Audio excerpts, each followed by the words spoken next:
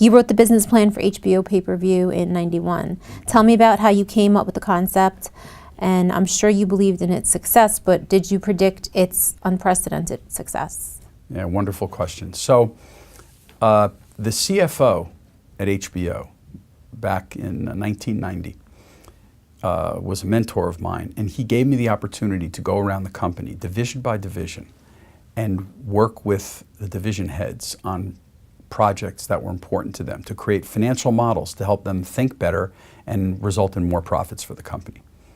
When I got to the sports division, Seth Abraham was the president at the time, a very dynamic man with big vision, big dreams. At the time, HBO was looking to try to buy rights to NFL games before they were ever on basic cable television. So I developed a model for Seth that showed that we could spend, I recall, about $55 million a year and actually generate a profit through the number of people that we thought would sign on and how long they would stay with HBO based on variable revenue and variable cost structures, very sophisticated economic model, subscriber life model, net present value techniques. When Seth Abraham saw that model spit out $55 million, he had a smile on his face that his face couldn't hold. And he said, "You just gave me a reason to do the deal. This is fantastic." Well, we didn't get the deal, but Seth called me a few weeks later and said, "I need you to do the same thing now. I want to renew Mike Tyson's deal." And in the process of that, I did a study of the boxing marketplace. And I found that in 6 cities in America, there were small microwave dishes on people's rooftops that were receiving programs on a per night basis.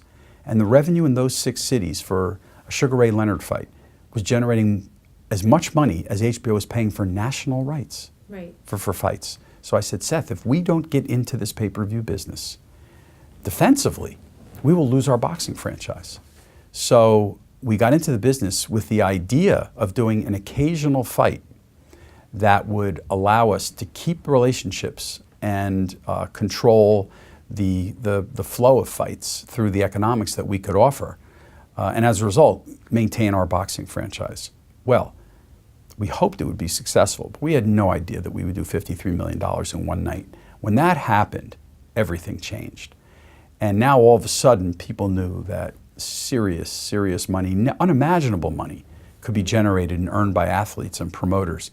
So we had to fend off the requests for our services and for the dates that we had on HBO Pay-Per-View at that point. And it developed over the years into the model of clearly having the biggest and super fights a few times a year go to pay-per-view, while the next level of great fights would be the staple for the monthly HBO subscription.